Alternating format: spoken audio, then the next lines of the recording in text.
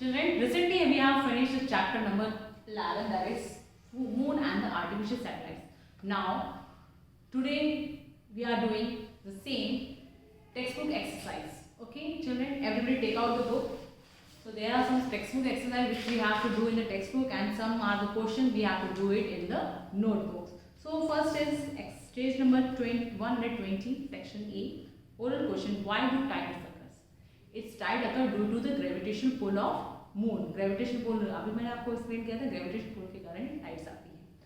Why does life not exist on the moon? Moon के ऊपर life क्यों नहीं एग्जिस्ट करती है? Just because of the absence of atmosphere. वहाँ पे एटमॉस्फेयर नहीं है, इसलिए नहीं सकती.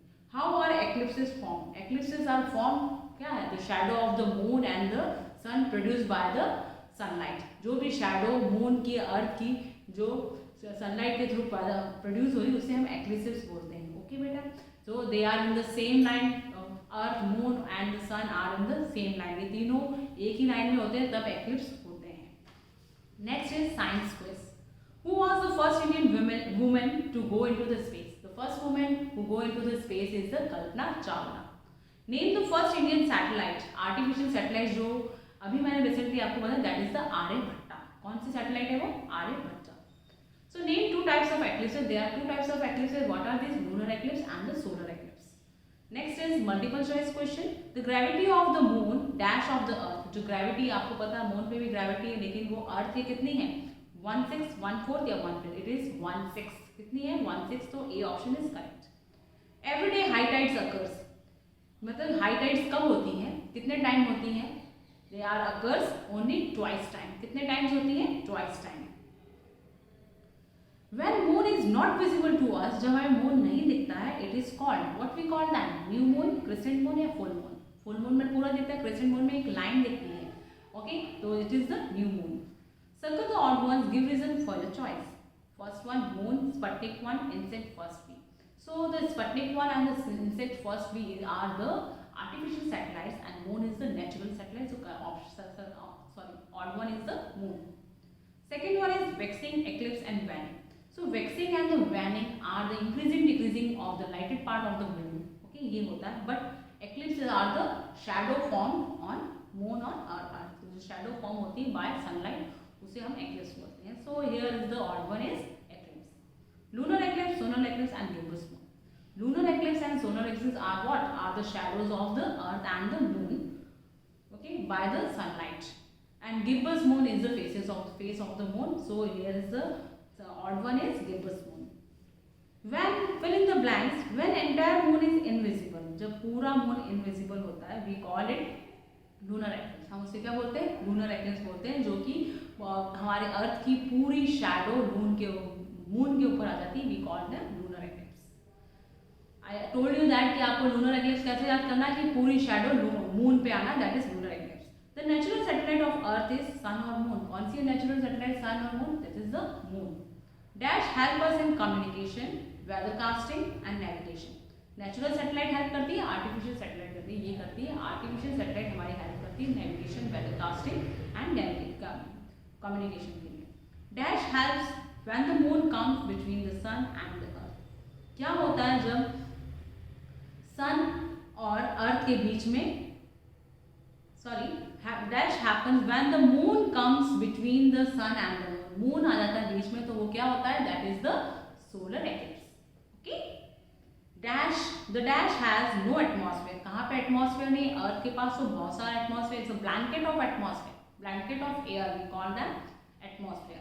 सो moon has no atmosphere. Section B, when the earth comes between the sun and moon, earth बीच में आ रही है. ओके, तो मतलब मून के ऊपर शैडो पड़ रही है. तो किसके ऊपर शैडो पड़ रही है? मून के ऊपर पड़ रही है. तो that is the lunar eclipse. So we have lunar eclipse. Moon reflects the light of. Moon किसकी लाइट रिफ्लेक्ट करता है? अर्थ की, सन की या स्टार्स की? स्टार्स तो बहुत ज़्यादा दूर है. हमारा नियरेस्ट स्टार कौन है? सन है. तो वो सन की लाइट रिफ्लेक्ट करता है. और प्लैनेट्स की खुद की लाइट नहीं होती, वो भी सन से लेते हैं. तो फिर अर्थ भी इसका ऑप्शन सही नहीं. तो correct option is here sun. So very short answer questions. What is the increasing size of lighted part of the moon called? जो इंक्रीजिंग, जो बढ़ता हुआ साइज दिख रहा है, increasing size of the part of the moon are called waxing. Waxing, decreasing size क्या है, waning है, और इंक्रीजिंग साइज क्या है, वैक्सिंग है, WAXING। What are the saucer shaped holes on the moon surface? जो सॉसर शेप मतलब football shapes के जो होल दिखते हैं मून सरफेस पे, उसको हम बोलते हैं craters, CARTERS। Next is short answer question, it is written on the board. With the help of board we will discuss it. First question is here, why is life possible only on the earth? Earth के ऊपर life क्यों possible है? Life is only possible on the earth because earth has air, water and is at the right distance from the sun. और वो एक right distance पे sun के पास है, जहाँ पे ज़्यादा गर्मी भी नहीं हो रही है और सर्दी भी नहीं हो रही. So it has a moderate temperature to support life. तो moderate मतलब कि सामान्य temperature, ना ज़्यादा गर्म है ना ज़्यादा ठंडा है, तो वहाँ पे मॉडरेट टेम्परेचर होता है जिससे कि लाइफ वहाँ पे सपोर्ट करती है. What are artificial satellites? Name anyone Indian artificial satellite. So artificial satellites क्या है? The human made satellites in the space which revolve around the earth.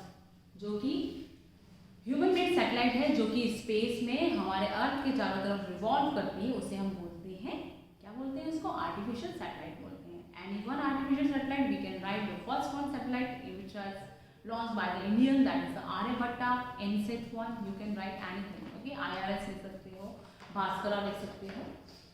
So next question is how are tides useful to us? Tides हो रही just because of the moon gravitation. Moon का क्या gravitation force के कारण tides होती है. It has high tides and the low tides. Okay बेटा? But why they are useful to us? Because tides are useful to ships. हम shift मतलब कि किसी भी ऑब्जेक्ट को वन प्लेस से टू अदर प्लेस में शिफ्ट करना, मतलब भेजना हमारे लिए इजी हो जाता है with the help of tides.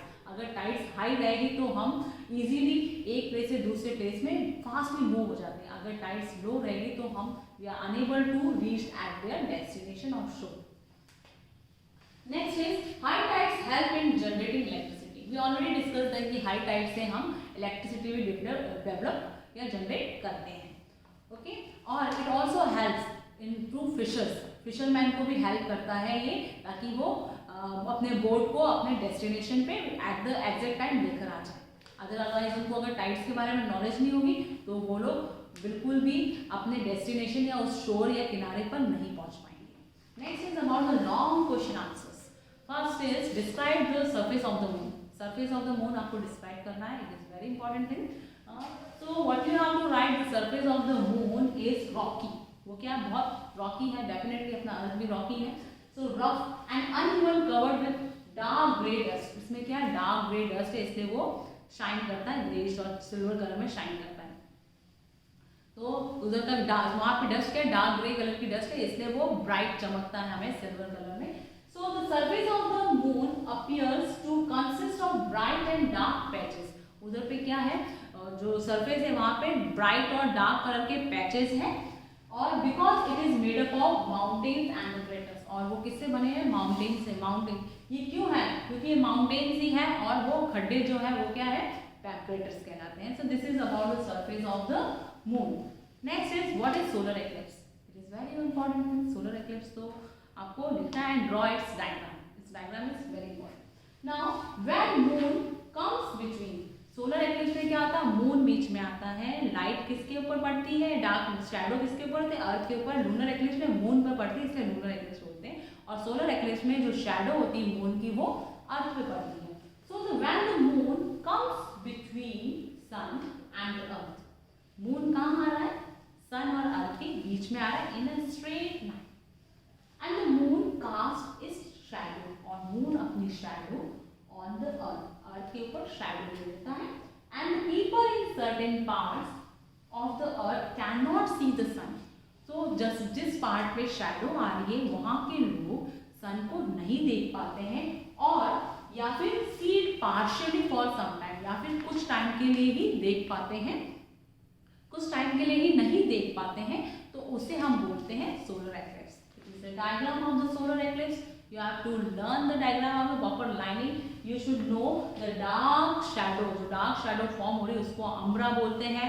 And other than that, उस line margin के बाद जो brightest part जहाँ पे shadow कम हो रही है, जहाँ पर lighted part है, उसे हम बोलते हैं penumbra. Penumbra. This is about the solar eclipse. And third question is moon appears very beautiful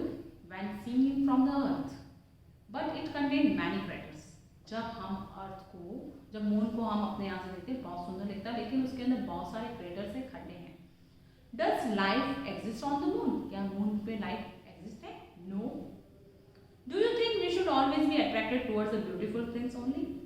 क्या आपको लगता है कि हमेशा हमें ब्यूटीफुल थिंग्स पर ही अट्रैक्ट होना चाहिए? No, we should not attracted towards the beautiful things. अब अर्थ कितना, मून कितना सुंदर है, बट क्या है उसके ऊपर लाइफ ही नहीं है। So every beautiful things are not as important, ज़्यादा इम्पॉर्टेंट नहीं होती है। ऐसा नहीं कि जो सुंदर है उसमें नॉलेज है, उसमें सब चीज़ें हैं, ऐसा नहीं होता है। ठीक है बेटा, beauty is a different part but knowledge is the best part, सबसे अच्छा। Next is think and answer what would happen if there was no moon? अगर हमारे पास मून नहीं होगा तो क्या होगा? देयर इज नो टाइड्स, कोई टाइड्स नहीं होंगी।